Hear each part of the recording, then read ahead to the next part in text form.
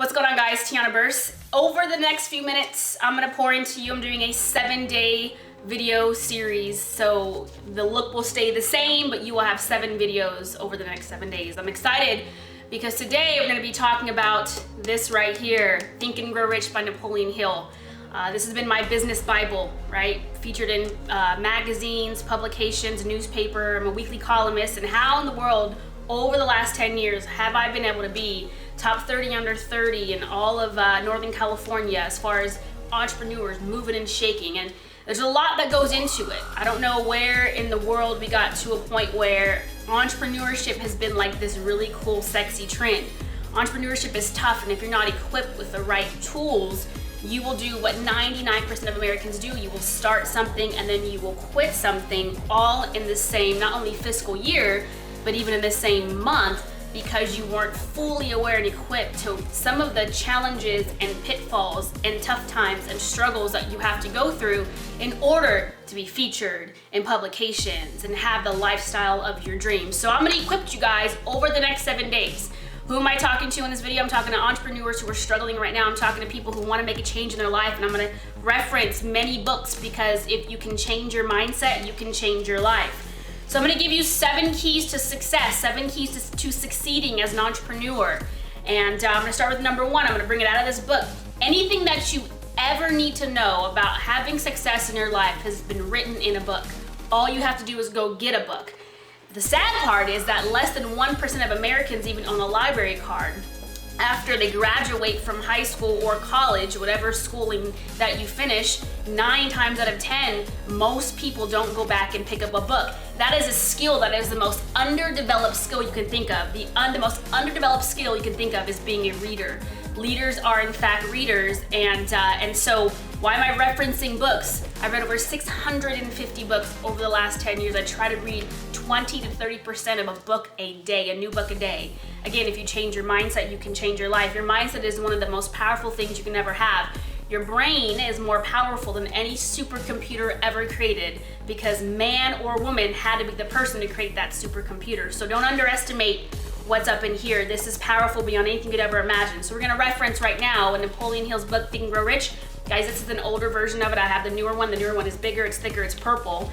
But this one is marked up to my liking. So I wanna give you guys the seven keys. These are 7 key strategies, 7 core foundational things that you deserve to know as an entrepreneur, or if you're going into being an entrepreneur. I don't care if it's in a home-based business or you're starting your own business. There are some keys you need to know. And the first thing is, first you have to decide exactly what you want to do. Most people are what Zig Ziglar calls a wandering generality. They wander through life trying to see something that someone else does or have, and they want to go be that person. There is nothing more powerful than an original copy of yourself. But we live in a society where we're constantly watching other people thinking the grass is greener, when all you have to do is the first key to success in life and in business is to make the decision that you know exactly what you want, and then stick with that decision long after the mood in which that decision has passed. See, emotionally, you can make a decision because we're emotional creatures, right? We're the only human being, we're emotional people. Birds, tigers, lions, animals that have been created, they don't have any emotions. They have instinct, they don't have emotion.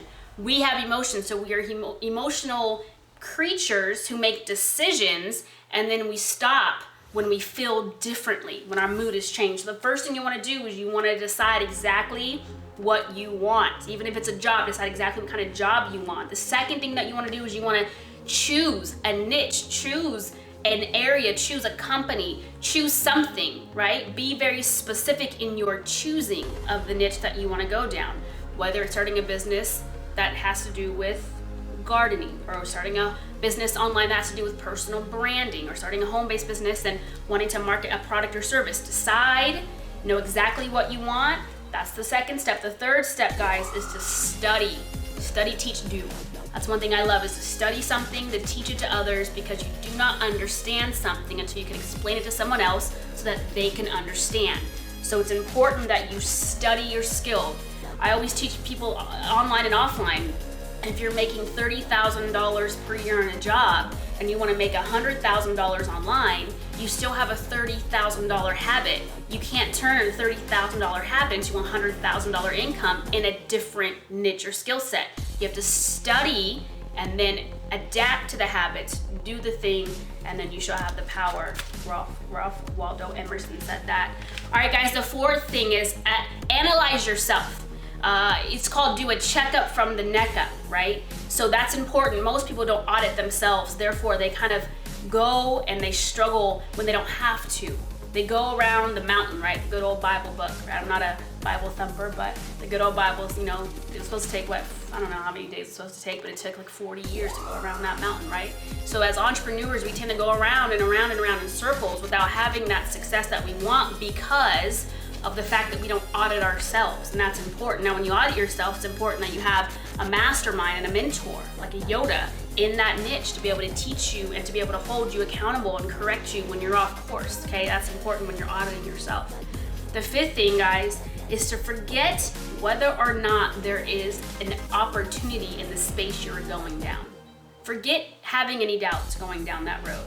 Make the decision, because the universe rewards people who make the decision and know exactly where they're going. It doesn't matter who else is doing what you're doing. Yes, competition is good. Competition keeps you focused, keeps you sharp, keeps you on your game, but competition in your niche doesn't mean that there's not an opening for you. So you have to also understand that. That's the fifth step, okay? The sixth step, guys, is once you have your plan in mind, arrange with an experienced person to help you put into motion the things that you want.